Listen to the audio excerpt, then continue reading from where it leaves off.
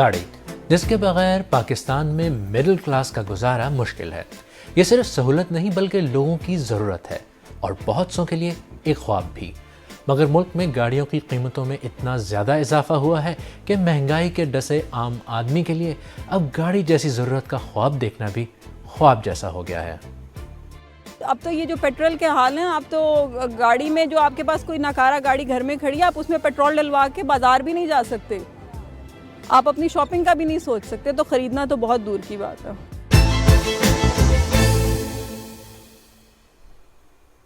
BBC Urdu के programme Sairbeen के साथ मैं हूं खालिद करामत।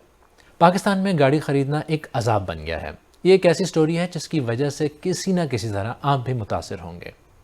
आप सोचें कि अगर आप यंग और एम्बिशियस फीमेल हैं और अपनी सहूलत और फ्रीडम के लिए गाड़ी ख़रीदना चाहती हैं, लेकिन जान तोड़कर मेहनत करने के बाद जब गाड़ी ख़रीदने की नौबत आए और पैसे पूरे हों तो गाड़ी महंगी से महंगी होती चली जाए।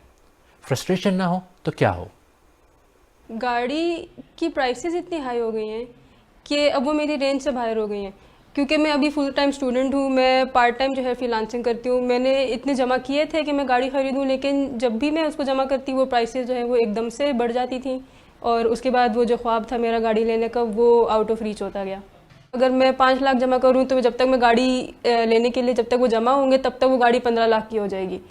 तो उसके लिए फिर मैं जब 15 लाख जमा करूँगी तब तक वो 30 लाख की हो जाएगी। तो वो आउट ऑफ रीच होता जाता है और मैं उस तक पहुँच नहीं पाती। फ़र्स्ट एक्सपेक्टेड जो थी वो तकरीबन 15-16 लाख मैंने जमा की थी गाड़ी के लिए, और उसके बाद मैंने सोचा था कि मैं किस्तों पे गाड़ी उठाऊँगी, और लेकिन अब वो भी पॉसिबल नहीं है। गवर्नमेंट को चाहिए कि हम गाड़ी के ऊपर सबसे पहले तो टैक्सेस कम करें। जो बाकी मुल्क हैं उनके अंदर ये गाड़ियाँ सस्ती मिल रही हैं। वैसे तो आजकल हर चीज़ ही महंगी हो रही है, तो अगर गाड़ियाँ भी महंगी हों तो इस पर लोगों को हैरान नहीं होना चाहिए। समझने की बात यह है कि गाड़ी की आखिर ज़रूरत है क्या कि इस पर इतना शोर पड़ा हुआ है। पाकिस्तान में आप चाहे स्टूडेंट हो या प्रोफेशनल, रोज़ाना का सफ़र हो या किसी अहम काम से जाना हो, अगर आप बेकार हैं तो फिर उबर और करीम का खर्च बर्दाश्त करना पड़ेगा। अगर नहीं कर सकते तो बदहाल बसों और रिक्शों में धक्के खाने के लिए तैयार हो जाएं। और अगर आप घर वालों के साथ कहीं पहुंचने की कोशिश कर रहे हों तो सूरत हाल और भी मुश्किल हो जाती है। पब्लिक ट्रांसपोर्ट की हालत ऐसी है कि पाकिस्तान में गाड़ी के बगैर कोई रास्ता नहीं, लेकिन कीमतें इतनी ज़्यादा हैं कि गाड़ी बस एक ऐसी ख्वाहिश बन गई है जिसका पूरा होना दिन ब दिन मुश्किल होता जा रहा है। नतीजा ये है कि पाकिस्तान में आज भी 10% से कम आबादी के पास अपनी गाड़ी है। लेकिन पाकिस्तान में लोगों को ऐसा क्यों लगने लगा है कि गाड़ी खरीदने का ख्वाब उनकी पहुंच से दूर है? अब गाड़ी ख़रीदना जो सा है वो हमाकत होगी, क्योंकि आपकी पेट्रोल की प्राइस भी बढ़ रही है और एट द अदर साइड जो गाड़ियाँ हैं नई उनकी प्राइस भी बढ़ रही है, जो सेकंड हैंड है उनकी भी बढ़ चुकी है। मेरी शादी को शायद 14 साल हो गए हैं और इन 14 साल में मैं गाड़ी नहीं ले पाई अब तक। फ़र्क शायद टैक्स का नहीं पड़ता जितना आम ये लोग जो बेचने वाले हैं, ये जो गाड़ियाँ बना रहे हैं मैन्युफैक्चरर्स, वो उससे डबल प्राइस बढ़ा देते हैं। दूरी होती जा रही हैं गाड़ियाँ, वो जो किसके पास है ना वो उसी में गुजारा कर रहा है। अगर उसकी कोई चीज़ ख़राब भी होगी अब उसी को ठीक करवाएगा, वो लेने का तो सोच भी नहीं सकता। ऑलमोस्ट प्राइसेस डबल हो चुकी है, तो एक नॉर्मल जो बेसिकली जॉब करता है बंदा उसके लेना काफ़ी मुश्किल होगी ये चीज़। 4 व्हील गाड़ियाँ जो सी हैं वो अब it's sort of a dream for a middle class person. यानी एक अच्छे खाते पीते घराने के लिए गाड़ी खरीदना मुश्किल हो गया है। आखिर गाड़ियों की कीमतें कितनी बढ़ गई हैं कि लोगों को लगने लगा है कि बस ये एक ख्वाब है। छोटी गाड़ियों में सबसे ज़्यादा सुजुकी ऑल्टो और मेहरान खरीदी जाती हैं, जबकि दरमियानी साइज़ की गाड़ियों में टोयोटा कोरोला सबसे ज़्यादा मकबूल है। पिछले साल जुलाई में सुजुकी ने ऑल्टो की कीमत 15,28,000 मुकर्रर की थी। यही ऑल्टो अब 23,39,000 में बिक रही है। इसी तरह पिछले साल जुलाई में टोयोटा कोरोला की कीमत 40,69,000 रुपए की थी। अब इस साल जुलाई में कोरोला 48,99,000 की है। दिलचस्प बात यह है कि सब मैन्युफैक्चरर्स कहते हैं कि गाड़ी की कीमतें बढ़ाने की वजह यह है कि डॉलर महंगा हो गया है, यानी मैन्युफैक्चरर्स को गाड़ी रुपयों में महंगी खरीदनी पड़ रही है और इसलिए आपको भी गाड़ी ज़्यादा कीमत में खरीदनी पड़ेगी। एक साल पहले डॉलर 164 रुपये का था और इस साल जुलाई में 239 रुपये का, लेकिन लोगों का ये कहना है कि कंपनियों ने गाड़ी की कीमतें बज़ाहिर एक्सचेंज रेट के फ़र्क से कहीं ज़्यादा बढ़ाई हैं। तो फिर गाड़ियों के मैन्युफैक्चरर्स कीमतें बढ़ाने का जवाब क्या देते हैं? जो बेसिक प्राइसिंग में फ़र्क आया है वो तो डॉलर की वजह से आया है, रुपी डिवैल्यूएट हुआ है। दूसरा जो कोविड के बाद एक सिचुएशन बनी है कि शिपमेंट्स जो हैं, जो एयर फ्रेट जो सी फ्रेट होता है उसमें काफ़ी इंक्रीज़ आया है।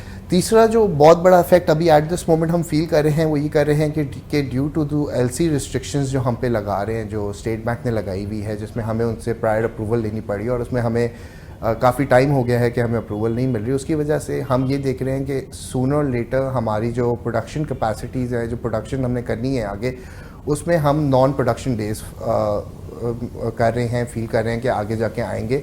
अब ऑब्वियसली लोग तो हमारे पेरोल पे हैं और उनको तो हमने सैलरीज पे करनी है, तो ऑब्वियसली अगर हम गाड़ी प्रोड्यूस नहीं करेंगे तो वो भी हमारी जो कॉस्ट है वो भी बिल्ड हो रही है।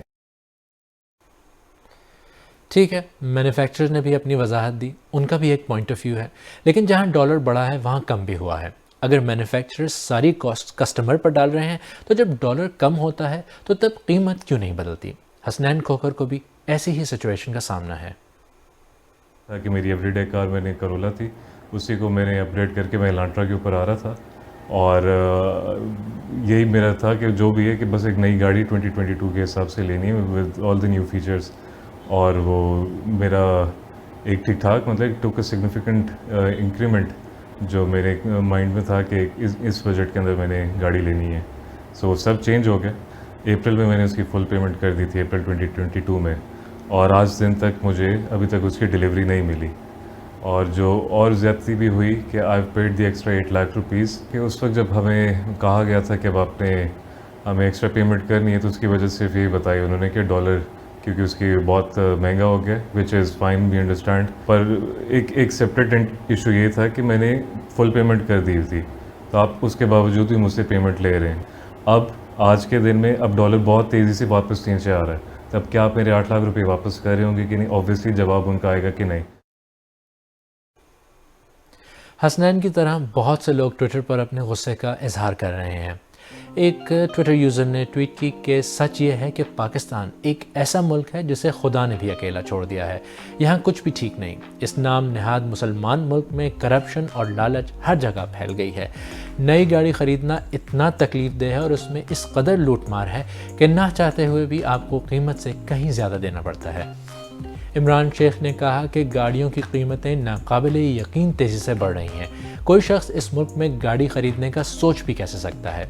कराची जैसे शहर में जहां नाम की भी पब्लिक ट्रांसपोर्ट नहीं, वहां लोग रोज़ का सफ़र कैसे करेंगे? कामिल मरवत कहते हैं कि मैं हर रोज़ पाकिस्तान में गाड़ी ख़रीदने के लिए पैसों का इंतज़ाम करता हूं और कीमत कुछ लाख बढ़ जाती है। ये मुश्किल दौर है। ये काफ़ी वाज़ेह है कि जो लोग गाड़ी ख़रीदना चाहते हैं और किसी न किसी तरह गाड़ी का ऑर्डर भी दे देते हैं, तब भी वो ऑर्डर मिलने तक कीमत बढ़ने से बच नहीं पा रहे। सवाल ये है कि इसका हल क्या है? गवर्नमेंट ने कई कोशिशें की हैं। आपकी ट्रांसफ़र के ऊपर विद होल्डिंग टैक्स लगा हुआ है जो कि एक्सूबरेंटली हाई है। एक चीज़ येस की जा सकती है जो कि कंज्यूमर प्रोटेक्शन के लिए है कि आप जब भी कोई गाड़ी बुक कराने जाएं तो आपको पता हो कि आप जो गाड़ी बुक करा रहे हैं उसके ऊपर आपका मतलब एक्सपोजर टू डॉलर कितना है, या आप गाड़ी जो है वो $40 में शुरू कर दें, बिकॉज आप गाड़ी आम से बुक कराते हैं ₹5 के अंदर, बाद में जब वो गाड़ी लेने जाता है वो बहुत महंगी होती है। सो एक सर्टेन विंडो आप डिफाइन कर सकते हैं कि जी ऑटो मैन्युफैक्चरर को आप बाउंड कर दें कि जी आप 2 महीने से ऊपर की बुकिंग नहीं ले सकते और उस 2 महीने में आपकी प्राइस लॉक होगी। बट ये टैक्सेस तब तक डिस्करेज नहीं करेंगे ऑन की मार्केट को जब तक ये टैक्स की अमाउंट जो है वो इंक्रीज नहीं कर जाएगी उस ऑन से। पाकिस्तान में गाड़ी कोई लग्जरी, कोई आसाइश नहीं, बल्कि एक बुनियादी ज़रूरत है जिसके बगैर गुजारा मुश्किल है।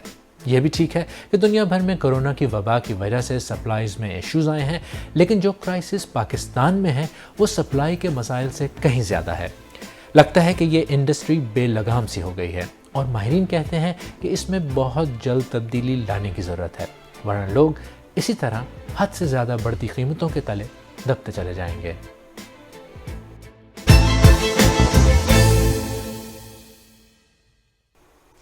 अगर आपको हमारा प्रोग्राम पसंद आया तो हमारे YouTube चैनल को सब्सक्राइब करें, बेल आइकॉन पर क्लिक करें और प्रोग्राम का लिंक अपने दोस्तों के साथ फेसबुक, ट्विटर, व्हाट्सएप वगैरह पर ज़रूर शेयर करें। और आप सहरबीन की पुरानी किस्तें देखने के लिए यहाँ क्लिक करें।